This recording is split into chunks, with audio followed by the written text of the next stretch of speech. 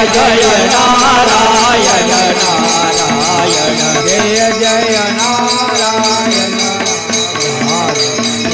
नारायण जय नारायण नारायण जय जय नारायण नारायण श्री नारायण जय नारायण श्री नारायण जय नारायण श्री नारायण जय नारायण जय नारायण जय जय नारायण नारायण श्री नारायण जय नारायण नारायण जय नारायण जय जय नारायण नारायण जय जय नारायण श्री नारायण जय नारायण नारायण जय नारायण श्री नारायण जय नारायण जय नारायण जय जय नारायण नारायण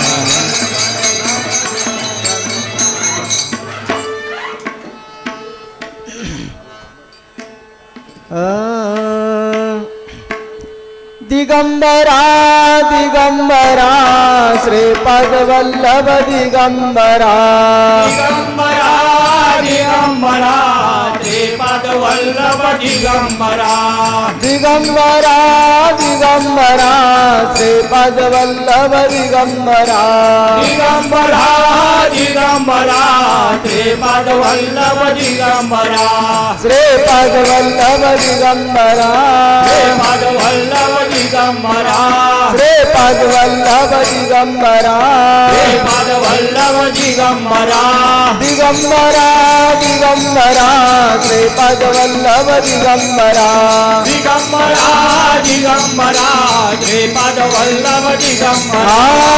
दिगंबरा दिगंबरा श्रीपाद वल्लभ दिगंबरा श्रीपाद वल्लभ दिगंबरा श्रीपाद वल्लभ दिगंबरा श्रीपाद वल्लभ दिगंबरा श्रीपाद वल्लभ दिगंबरा दिगंबरा दिगंबरा श्रीपाद वल्लभ दिगंबरा दिगंबरा दिगंबरा श्रीपाद वल्लभ दिगंबरा दिगंबरा दिगंबरा श्रीपाद वल्लभ दिगंबरा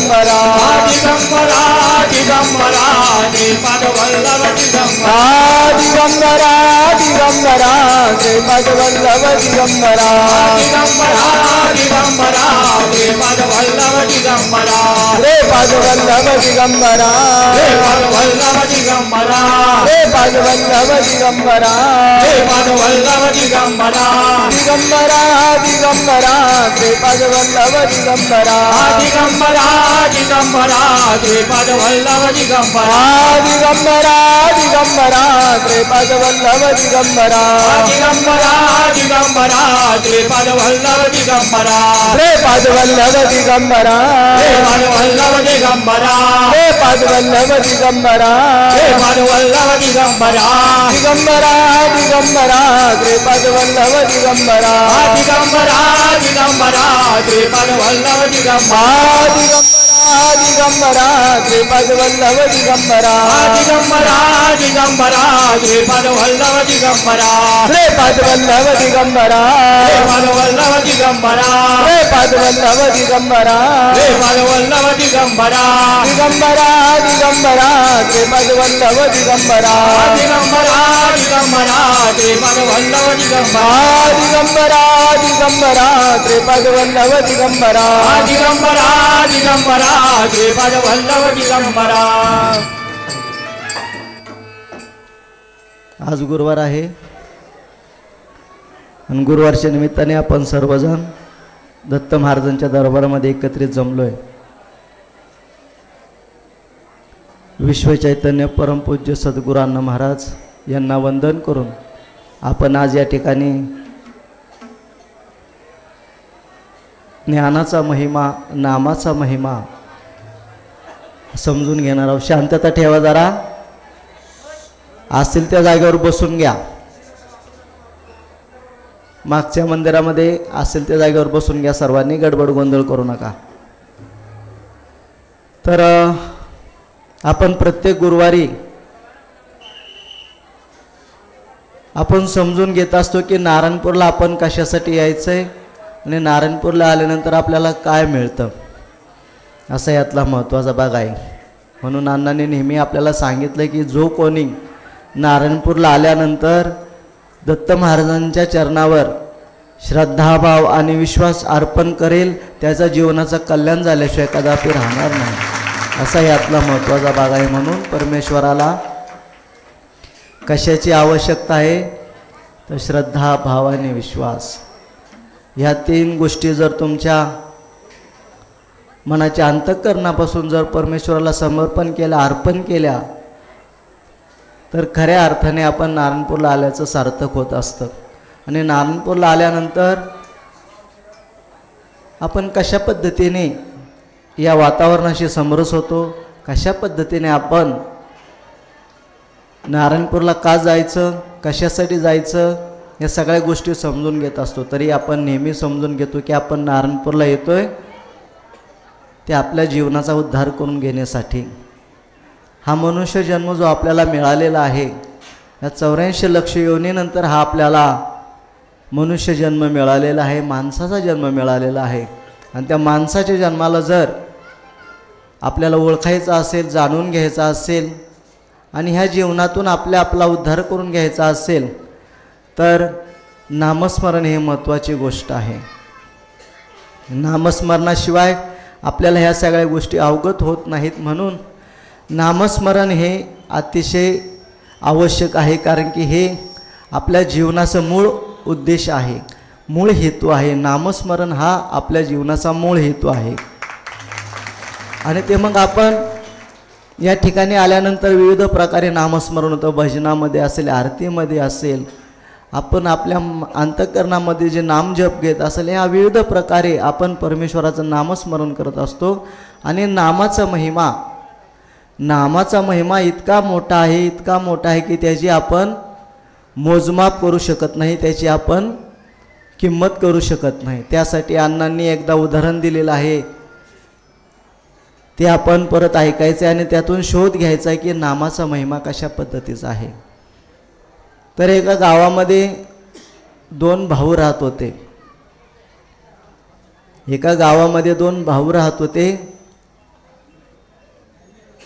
त्यापैकी थोरला भाऊ हा परमेश्वराचं नामस्मरण, परमेश्वर भक्ती मनाच्या अंतःकरणापासून करायचा. त्याचा रोजचा नित्यक्रम असायचा की सकाळी उठून देवपूजा करणं, नामस्मरण करणं, दिवसभर आपल्या वाणीतून योग्य प्रकारचं वाक्य उच्चार करायचे, इतरांना त्रास होणार नाही अशा पद्धतीने वाक्य उच्चार करायचे, असा त्याचा रोजचा दिनक्रम चालला असायचा. आणि दुसरा जो धाकटा भाऊ होता, त्याचा लहान भाऊ, तो त्याच्या पूर्ण विरुद्ध होता.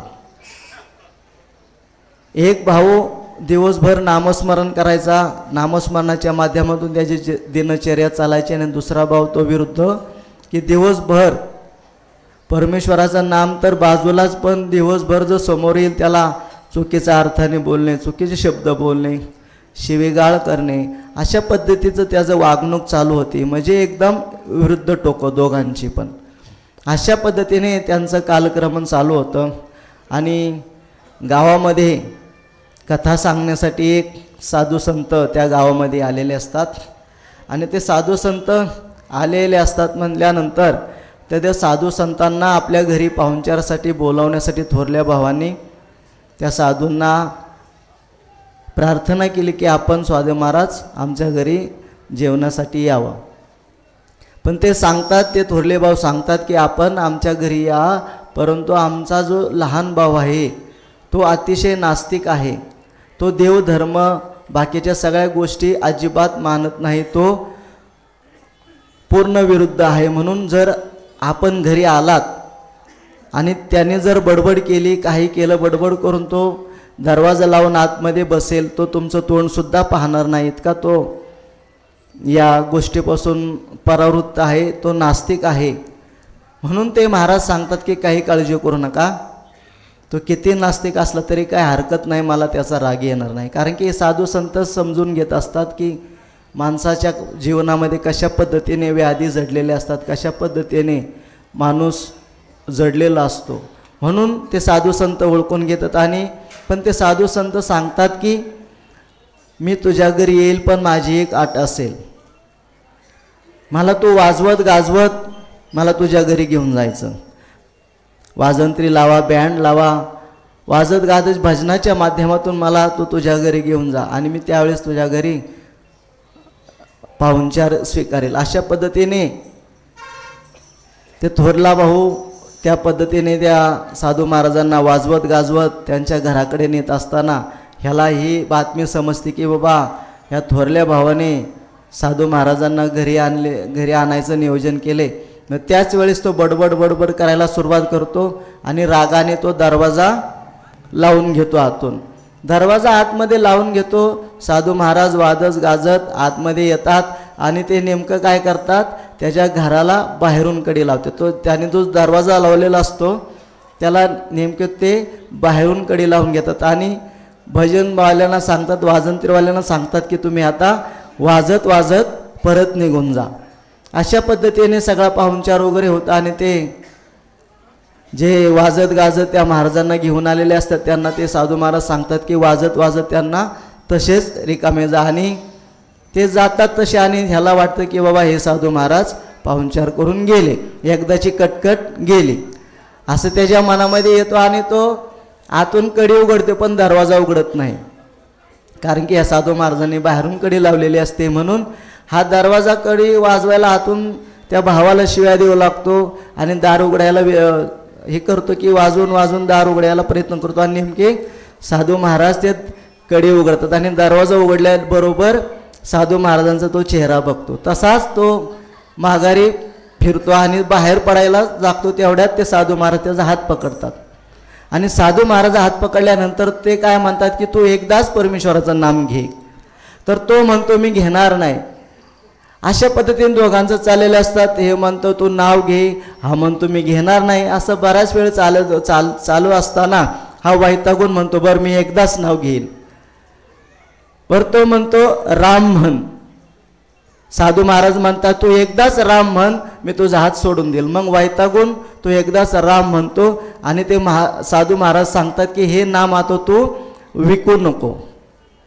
काय सांगतात, हे नाम तू विकू नको आणि त्याचा हात सोडून त्याला मोकळे करतात. अशा पद्धतीने तो बाहेर निघून जातो. साधू महाराज ते थोरले भाऊ त्यांचे सगळं आतिथ्य पूर्ण करून ते साधू महाराजांचं पाहुणचार करून त्यांची पूजा अर्चा करून ते साधू महाराजांना त्यांच्या ठिकाणी जाण्यासाठी ते हे करतात. आणि ते गेल्यानंतर कालांतराने कालक्रमण चालू असताना कालांतराने हे दोघेही भाऊ मरण पावतात.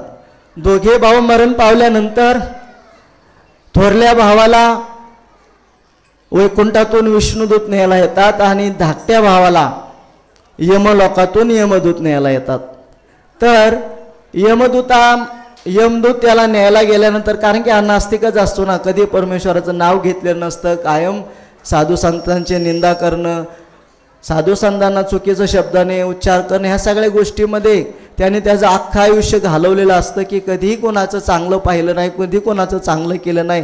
सतत इतरांच्याबद्दल वाईट विचार, इतरांच्याबद्दल मत्सर, अशा अनेक पद्धतीने त्याने त्याचं जीवन घालवलेलं असतं. पण जीवनामध्ये त्याने एकच केलेलं असतं की साधूंच्या संगतीमध्ये येऊन त्याने एकदा परमेश्वराचं रामनाम घेतलेलं असतं. आणि ते रामनाम त्याच्यासाठी इतकं महत्त्वाचं असतं की यमलोकामध्ये गेल्यानंतर त्यांना सुद्धा प्रश्न पडला की ह्याला नक्की करायचं काय. कारण की हा नास्तिक आहे सर्व बाजूने आणि एकच असं गोष्ट आहे की त्यांनी एकदा परमेश्वराचं नाव घेतलेलं आहे, एकदा रामनाम घेतलेलं आहे.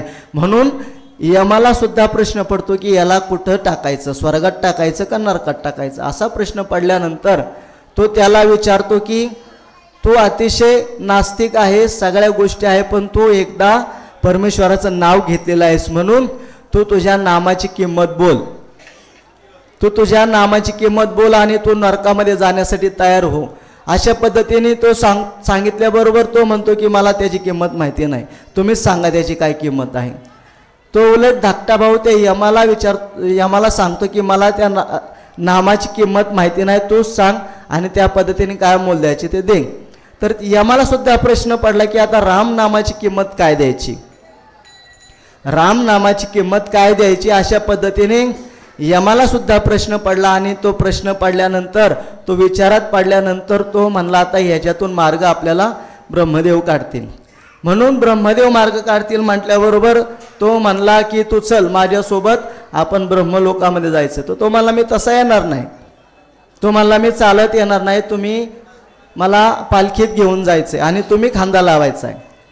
काय सांगितलं यमाला, त्या धाकट्या नास्तिक भावाने काय सांगितलं की तुम्ही चालत येणार नाही, तुम्हाला गरज आहे ना, तुम्ही मला घेऊन जा. तर तशा पद्धतीने तो आता शेवटी यमाला सुद्धा त्याचं ऐकावं लागलं आणि त्याला पालखीमध्ये बसून ब्रह्मदेवापर्यंत घेऊन गेले. ब्रह्मदेवाला सगळी हकीकत सांगितली. ब्रह्मदेवाला सुद्धा त्याचा उलगडा झाला नाही आणि ते म्हणाले आपण भगवान शंकरांच्याकडे जाऊ. भगवान शंकरांच्याकडे गेल्यानंतर ब्रह्मदेव सुद्धा त्याला खांदा लावून त्या पालखीमध्ये त्या नास्तिकाला शिवलोकापर्यंत जातात. आणि शिवलोकामध्ये गेल्यानंतर भगवान शंकरांना सुद्धा प्रश्न पडला की राम नामाची किंमत काय आपण सांगणार, राम नामाची किंमत आपण काय सांगणार, म्हणून त्यांना सुद्धा प्रश्न पडला आणि त्यांना सुद्धा त्या माणसाने खांदा लावण्यास भाग पाडलं.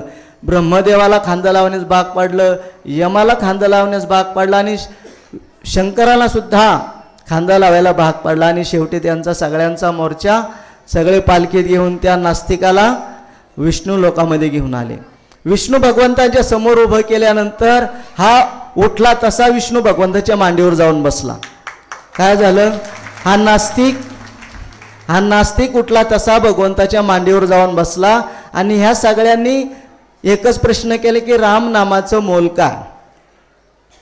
तर विष्णू भगवंत म्हणाले राम नामाचं मोल मला सुद्धा माहिती नाही, परंतु मी एक सांगू शकतो, नामाचं इतकं मोठं महात्म्य आहे की देवांना सुद्धा त्यांनी खांद्यावर आपल्या बोटावर नाचून इथपर्यंत आलेला आहे आणि माझ्या मांडीवर बसलेला आहे.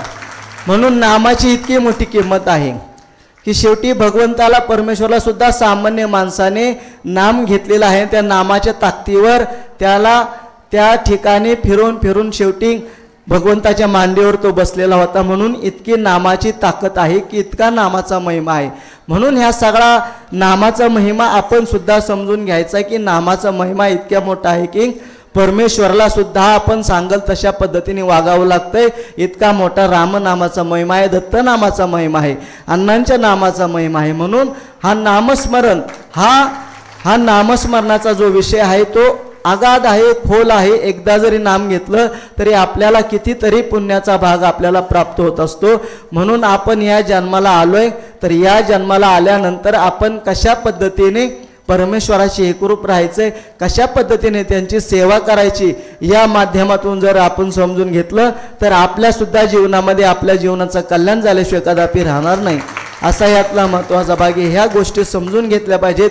नामाचा महिमा किती मोठा आहे, किती मोठा आहे की रामाचा सुद्धा स्वतः भगवंत रामाने सुद्धा तो ज्यावेळेस श्रीलंकेला चालले ते ज्यावेळेस समुद्रामध्ये तो सेतू बनवायचा होता त्यावेळेस रामामध्ये सुद्धा एवढी ताकद नव्हती, त्यांच्या इतक्या नामामध्ये ताकद होती. मग वानरांनी ते राम नाम लिहिलं आणि तो समुद्रावर तरला. पण शेवटी भगवंताने जरी टाकला तो तो बुडला. त्यावेळेस हनुमंताने सांगितलं होतं की तुमच्यामध्ये नाही, तुमच्या नामामध्ये जास्त ताकद आहे. म्हणून ह्या सगळ्या गोष्टी आपण समजून घेतल्या पाहिजेत, जाणून घेतल्या पाहिजेत की नामामध्ये, दत्त नामामध्ये किती महिमा आहे, रामाच्या नामामध्ये किती महिमा आहे, अण्णांच्या नामामध्ये किती महिमा आहे.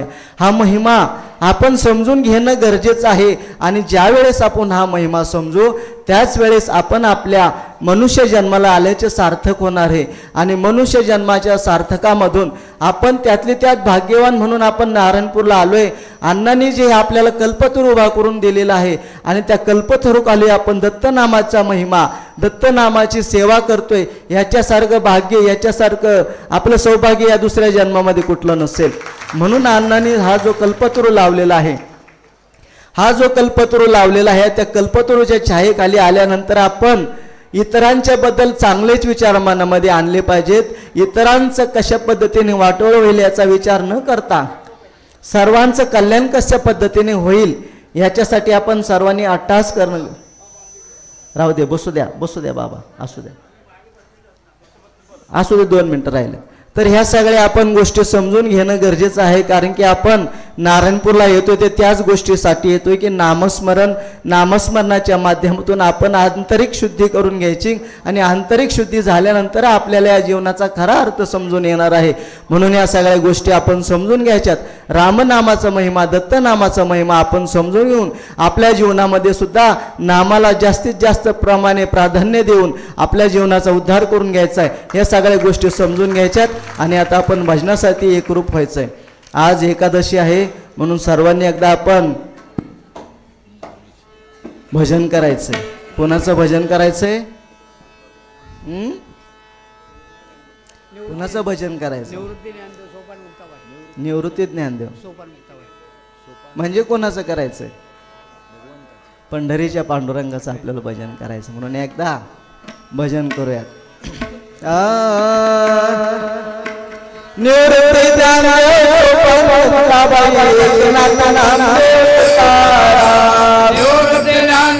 सोपान मुक्ताबाई एकनाथ नामदेव तुकाराम. निवृत्ती ज्ञानदेव सोपान मुक्ताबाई एकनाथ नामदेव तुकाराम. निवृत्ती ज्ञानदेव सोपान मुक्ताबाई एकनाथ नामदेव तुकाराम. एकनाथ नामदेव तुकाराम. एकनाथ नामदेव तुकाराम. एकनाथ नामदेव तुकाराम. एकनाथ नामदेव तुकाराम. निवृत्ती ज्ञानदेव सोपान मुक्ताबाई एकनाथ नामदेव तुकाराम. निवृत्ती ज्ञानदेव सोपान मुक्ताबाई एकनाथ नामदेव तुकाराम. निवृत्ती ज्ञानदेव सोपान मुक्ताबाई एकनाथ नामदेव तुकाराम. निवृत्ती ज्ञानदेव सोपान मुक्ताबाई एकनाथ नामदेव तुकाराम. एकनाथ नामदेव तुकाराम. एकनाथ नामदेव तुकाराम. एकनाथ नामदेव तुकाराम. एकनाथ नामदेव तुकाराम. निवृत्ती ज्ञानदेव सोपान मुक्ताबाई एकनाथ नामदेव तुकाराम. निवृत्ती ज्ञानदेव सोपान मुक्ताबाई एकनाथ नामदेव तुकाराम. निवृत्ती ज्ञानदेव सोपान मुक्ताबाई एकनाथ नामदेव तुकाराम. निवृत्ती ज्ञानदेव सोपान मुक्ताबाई एकनाथ नामदेव तुकाराम. एकनाथ नामदेव तुकाराम. एकनाथ नामदेव तुकाराम. एकनाथ नामदेव तुकाराम. एकनाथ नामदेव तुकाराम. निवृत्ती ज्ञानदेव सोपान मुक्ताबाई एकनाथ नामदेव तुकाराम. निवृत्ती ज्ञानदेव सोपान मुक्ताबाई एकनाथ नामदेव तुकाराम. निवृत्ती ज्ञानदेव सोपान मुक्ताबाई एकनाथ नामदेव तुकाराम. निवृत्ती ज्ञानदेव सोपान मुक्ताबाई एकनाथ नामदेव तुकाराम. बघा, आज एकादशी आहे आणि आज उद्या सोपान काकांच्या संजीवन समाधीचा सोहळा आहे. बघा योगायोग कसा आलेला आहे. अण्णांनी जे नारायण ज्ञानबोध सांगितलेलं आहे त्यामध्ये आपल्या नारायणपूरचा महिमा वर्णन केलेला आहे. त्या पद्धतीने जी कथा सांगितलेली आहे, आपण दत्त जयंतीला नेहमी सांगतो की उत्तरेला कोण आहे? सोपान. पश्चिमेला कोण आहे? दुर्वास. आणि पूर्वेला कोण आहे? मार्तंड मल्हारी. आणि आपण कुठं आहोत? कुठं आहोत आपण? मध्यभागी, म्हणजे नारायणेश्वराच्या, आपण दत्त महाराजांच्या दरबारामध्ये आहोत. हे ब्रह्मा, विष्णू आणि महेश. बघा, उत्तरेला ब्रह्मा, मध्यभागी विष्णू आणि पश्चिमेला शिवशंकर. दुर्वास म्हणजे शंकराचाच अवतार आहे ना, शेजारी शंकर आहेत ना. म्हणजे बघा, आपली ही नारायणपूरची भूमी किती पवित्र आहे, किती पावन आहे. प्रत्यक्ष दत्त महाराज अंशरूपाने, एकमुखी दत्तांच्या अंशरूपाने आपल्यासाठी, सर्वांच्या जनकल्याणासाठी, जनाच्या हितासाठी, जनाच्या उद्धारासाठी अहोरात्र आशीर्वाद देण्यासाठी, प्रत्येकाचं कल्याण करण्यासाठी अण्णांनी, दत्त महाराजांनी या ठिकाणी आणलेलं आहे. म्हणून अण्णांचं किती कष्ट आहेत, किती मेहनत आहे की आपल्या सर्वांच्या जे रंजलेले, गांजलेले, दुःखित, पीडित जे आहेत सर्वजण, या सर्वांना कशा पद्धतीने आनंद मिळेल, सर्वांच्या जीवनाचा कसा उद्धार होईल, यासाठी अण्णांनी या ठिकाणी दत्त महाराजांना नारायणपूरमध्ये आणलेले. म्हणून अण्णांना कशा पद्धतीने त्यावेळेस दत्त महाराजांनी हे ज्ञान दिल्याने त्या आशीर्वादाच्या माध्यमातून नारायणपूरला दत्त महाराज आले आणि सर्वांचं कल्याण करतायत. अहोरात्र सर्वांच्यासाठी ते उभे आहेत. म्हणून या सगळ्या गोष्टी समजून घ्यायच्यात आणि या नामस्मरणाच्या माध्यमातून नामाच्या माध्यमातून आपण आपल्याला ओळखायचं आहे, आपल्याला आपलं समजून घ्यायचं की या सगळ्या गोष्टी कशासाठी आहेत, या सगळ्या जाणून घ्यायच्या आहेत. आता वेळ बराच झालेला आहे. भजन घ्यायचं का आता का थांबायचं? भजन घ्यायचं. कुठलं घ्यायचं? हा अण्णांचं घ्यायचं. बरं.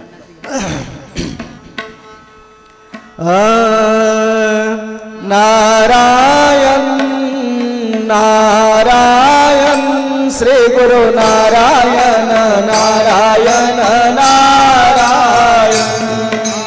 नारायण नारायण देव नारायण नारायण नारायण नारायण नारायण श्री गुरु नारायण नारायण नारायण नारायण नारायण देव नारायण नारायण नारायण श्री गुरु नारायण नारायण नारायण श्री गुरु नारायण नारायण नारायण सद्गुरु नारायण नारायण नारायण नारायण नारायण नारायण अण्णा नारायण नारायण नारायण अण्णा नारायण नारायण नारायण नारायण नारायण श्री गुरु नारायण नारायण नारायण नारायण नारायण रे गुरु नारायण नारायण नारायण नारायण नारायण श्री गुरु नारायण नारायण नारायण नारायण नारायण रे गुरु नारायण नारायण नारायण श्री गुरु नारायण नारायण नारायण गुरु नारायण नारायण नारायण सद्गुरु नारायण नारायण नारायण नारायण नारायण नारायण स्वामी नारायण नारायण नारायण हरि नारायण नारायण नारायण नारायण नारायण जय गुरु नारायण नारायण नारायण नारायण नारायण रे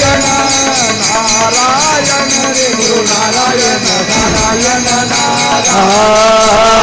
नारायण नारायण जय गुरु नारायण नारायण नारायण नारायण नारायण रे गुरु नारायण नारायण नारायण श्री गुरु नारायण नारायण नारायण नारायण नारायण नारायण श्री गुरु नारायण नारायण नारायण नारायण नारायण नारायण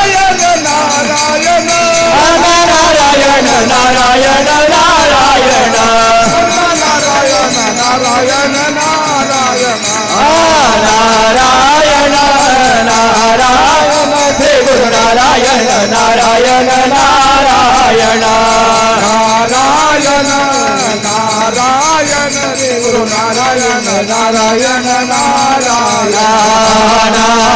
नारायण नारायण श्री गुरु नारायण नारायण नारायण नारायण नारायण रे गुरु नारायण नारायण नारायण श्रीपाद श्रीपाद श्रीपाद विश्व चैतन्य सद्गुरु नारायण महाराज की जय। टेंबे स्वामी महाराज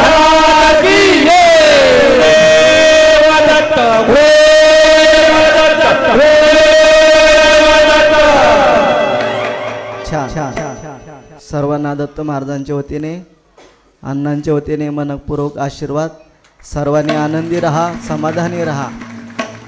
सर्वांनी आनंदी राहा, समाधानी राहा, म्हणजे तुमच्या जीवनाचं कल्याण झाल्याशिवाय कदापि राहणार नाही, असा यातला भाग महत्त्वाचा आहे. आता वेळ तर बराच झाला आहे. कसं काय करायचं नाना? बोलताय? बोलू द्या ना. बरोबर, बरोबर.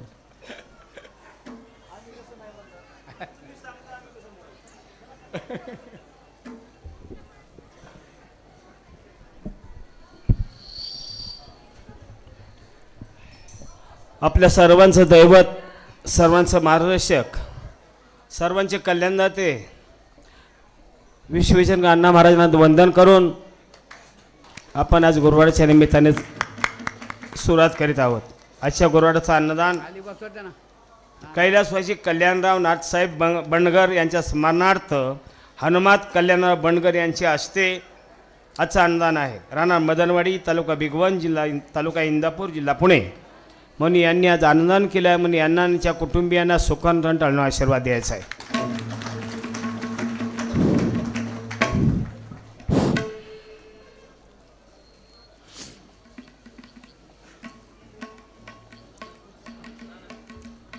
श्रीपाद वल्लभ श्री गुरुदेव श्रीपाद वल्लभ श्री गुरुदेव श्रीपाद वल्लभ श्री गुरुदेव दत्त.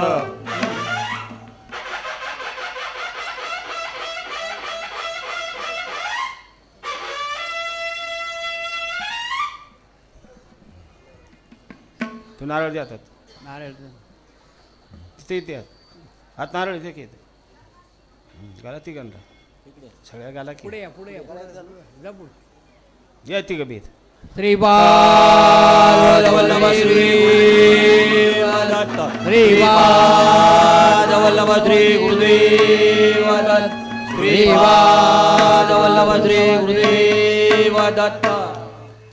त्याप्रमाणे आपली येणारी पौर्णिमा जी आहे पौष पौर्णिमा, शांभकरी पौर्णिमा ची तारीख आहे 13/1/2025 वार सोमवार या दिवशी पौर्णिमा आहे.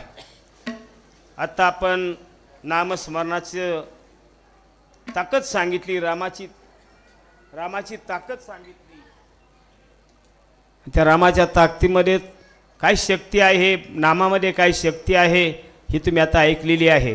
ज्याप्रमाणे पाण्यामध्ये तुरटी कालवावी लागते आणि तुरटी कालवणे पाण्यातले पाणी शुद्ध होतं, तसं नामस्मरणाने आपला आत्मासुद्धा शुद्ध होतो.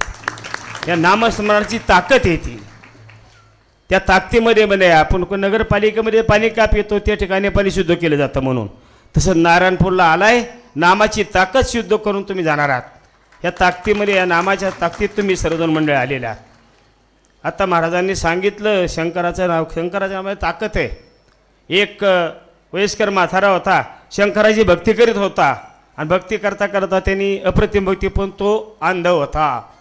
भक्ती किती वर्ष केली? 80 वर्ष भक्ती केली, पण अंध होता. आणि अंध शंकर हा भोळा शंकर कुणालाही पावतो तो म्हणाला पावला म्हणून दत्त महाराज इथं आले. आणि तो शंकर पावल्यानंतर शंकराने त्याला विचारलं, थोडक्यात सांगतो, तुम्हाला काय पाहिजे? मला काही नको, पण माग, पण 2 शब्दात मागायचं म्हणले. तर म्हणले काय मागू तुम्हाला? नाही म्हणजे काहीतरी माग. आता तू शंकराची परवानगी दिली काहीतरी. ह्यांनी काय मागितलं? माणसाची जात सगळ्यात हुशार. ह्यांनी काय मागितलं? माझ्या नातवांनी माझ्या राज्यामध्ये छत्री धरलेली पाहिजे. आता म्हणजे सांगा तुम्ही, नातानी हा मूळ आंधळा, ह्याचं वय 80 वर्षाचं, ह्याचं लग्न झालं पाहिजे, याला डोळे दिसले आले पाहिजे, त्याला मुलगा झाला पाहिजे, त्याला परत मुलगा झाला पाहिजे. म्हणजे माणूस कसा आहे तरी शंकर भोळा पावतो. तसा दत्त महाराज, अण्णा महाराज आहे, सांगण्यासारखे शिकार आहे. ही नामाची ताकद सर्वांनी ऐकलेली आहे. आणि नारायणपूरच्या चतुर्सीमा अशा आहेत. पूर्वेशी अशी मल्हारदेव, कल्लकन, पश्चिमेशी असे कौंडण्य माता, दक्षिणेशी असे गोकर्ण महाबळेश्वर, आणि दक्षिणेशी कडेपठारी, बैसलेशी सोपानदेव समाधीशी नामदेव गाठ्यामध्ये ते अभंग आमच्याकडे आहे. अण्णांनी तो 35 वर्षापूर्वी दाखवलेला. नामदेव गाठ्यामध्ये 18वा अध्याय आहे. ही नारायणपूरची ख्याती आहे, सांगण्यासारखं शिकार आहे. आणि आज आपल्याकडं हे पाहुणे आलेले आहेत, त्यांचं अभिनंदन, स्वागत करतो. तुम्ही प्रत्येक वेळा सहकार्य करता, पत्रकार बंधू आहात, आम्हाला टायमिंग होत नाही.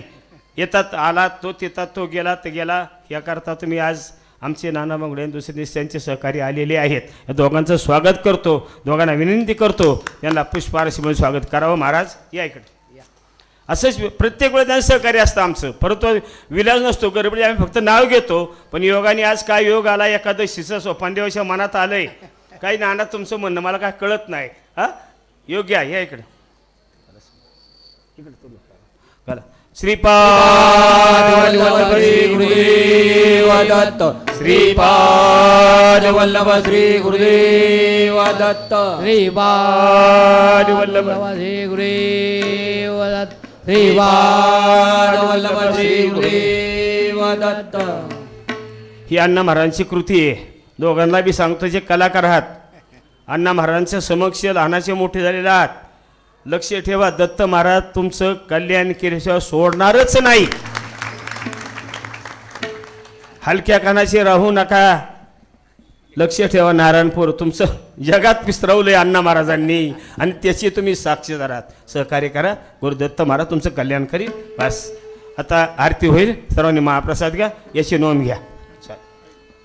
सांगता की जात आहे जाऊ दे ना, वर जाऊ दे.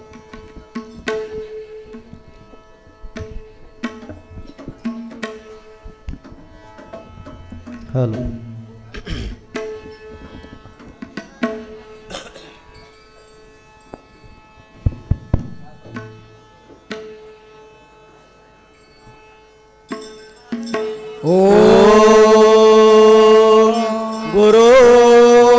ब्रह्मा गुरुर्विष्णू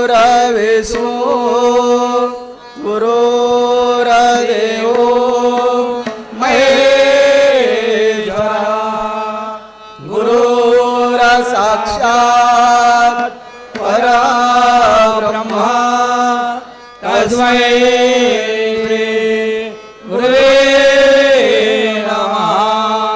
सुख करता दुःख हरता वार्ता विघ्नाचे नर्वे परवी प्रेम कृपा दयाचे सर्वांगी सुंदर वटसे दुराचे कंठे धगे माळ मुक्तापणाचे. जय देव जय देव जय मंगलमूर्ती श्री मंगलमूर्ती दर्शन मात्रे मान कामना पूर्ती. जय देव जय देव रत्न खचित भरा दुर्गौरी तुमरा चंदनाची ओटी कुंकुम केशरा धीरे जडित मुकुट शोभ शोभरा रजो वीरा गोरी चढ़ी घागरिया. जय देव जय मंगलमूर्ती श्री मंगलमूर्ती दर्शन मात्रे मान कामना पूर्ती. जय देव जय देव लंबोदर पीतांबर फणिवर वंदना सरळ तोंड वक्र तोंड त्रिनयना रामाचा वटपाहे सदना संकटी पावावी निर्वणी रक्षावी सुरवर वंदा. जय देव जय मंगलमूर्ती श्री मंगलमूर्ती दर्शन मात्रे मन कामना पूर्ती. जय देव युगे 28 विषवती उभा मागे रखमाई दिव्य शोभा पुंडलिका भेटी परब्रह्म देवा चरणी वाहे मी उद्धरी जगा. जय देव जय पांडुरंगा रुक्माई वल्लभा राहीचा वल्लभा पावे ज्वलभा. जय देव तुलसी माळा गळा करते उनका केसाचे पीतांबर कस्तुरी ललाटे देव सुरवर निकेती भेटी गर्व हनुमंत भुजो राहते. जय देव जय पांडुरंगा रुक्माई वल्लभा राहीचा वल्लभा भावे ज्वलभा. जय देव धन्य वेणू नाद अंशे कृपाळा सुवर्णाधी कमळे वनमाला गळा राही रुक्माबाई राणी या सकळा ओवाळे तो राधा विश्वाधावळा. जय देव जय पांडुरंगा रुक्माई वल्लभा राहीचा वल्लभा भावे ज्वलभा.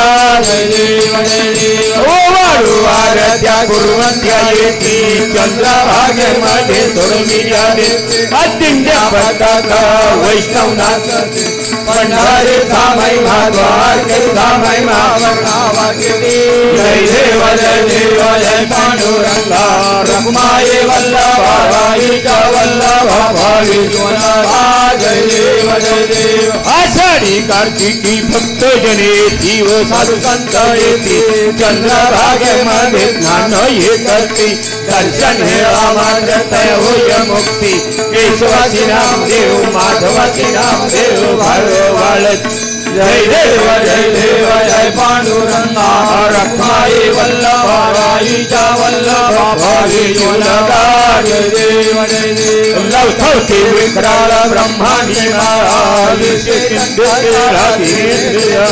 अलावण्य सुंदर मस्तक केफोनिया निर्मल जुजुळा जय देव जय शिव शंकरा हो स्वामी शंकरा देव वाळू भवार देव वाळू तुझ कर्पूर गौरा जय देव कर्पूर गौरा भोला नैनी विद्याळा अर्धांगी पार्वती सुमनांचा माळा विभूतीची उदलन चितकंठ नीळा आयसा शंकर जोगे जय देव जय शिव शंकरा हो स्वामी शंकरा देव वाळू भावार देव वाळू तुझ कर्पूर गौरा जय देव अय्या ब्राह्मण फणवंदर सुंदर मत्नारी पंचानन मनमोहन गुंजन सुखकारी शतकोटी देवी गावाचे उद्यारे रघुपीर अंतरी जय देव जय शिव शंकरा हो स्वामी शंकरा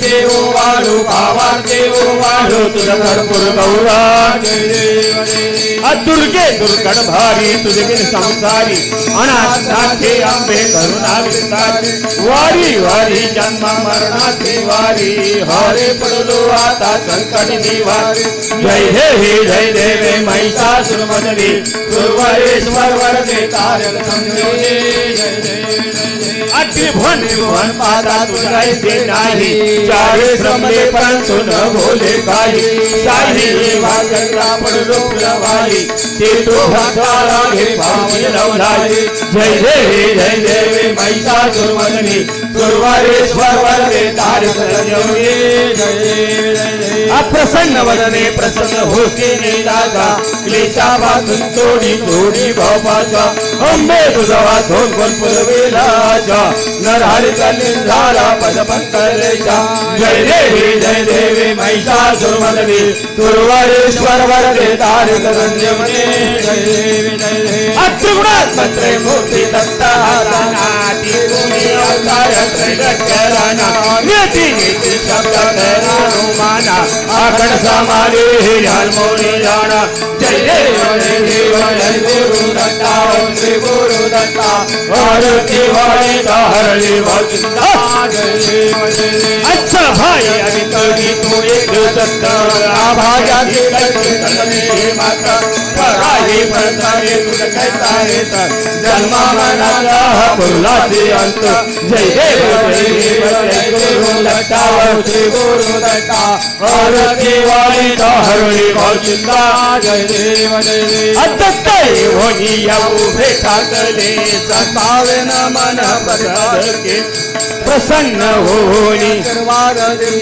जन्म मरणाचा फेरा तुकविला जय देव जय गुरु दत्ता हो श्री गुरु दत्ता आरती वाले तारती गोविंदा जय देव अदत्त दत्त ऐसे लागे हर भज मन झाले उन्मना मी तो पराते झाले बोलवन एका जनात मी दत्त जाण जय देव जय गुरु दत्ता व श्री गुरु दत्ता आरती वाले तारणी भक्ता जय देव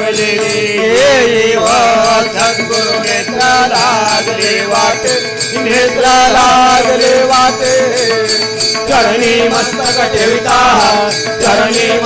ठेविता माझा स्वर्ग हे चरण स्पर्श घेता पतित करले सद्गुरु पठे आशीर्वाद घेऊन आशीर्वाद घेऊन किती धाव उतरे तुमच्या दर्शने खरे सुख लाभते सद्गुरु सुख लाभते तुमच्या चरणाने मला पावन हस्ता लागता पिढा दूर झाल्या सद्गुरु पिढा दूर झाल्या कित्येका पामरा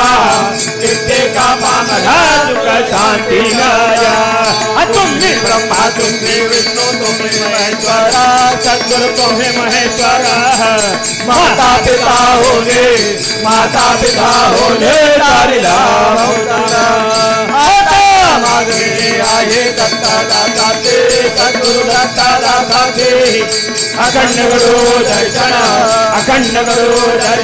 तुमच्या चरणाचे देव सद्गुरु माऊली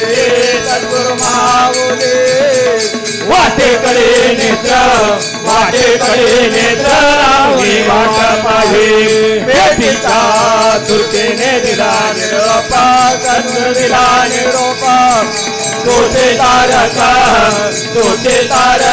माझे माया बाबा नेसला पितांबर भस्म कपाळा सद्गुरु भस्म कपाळा शांतीचा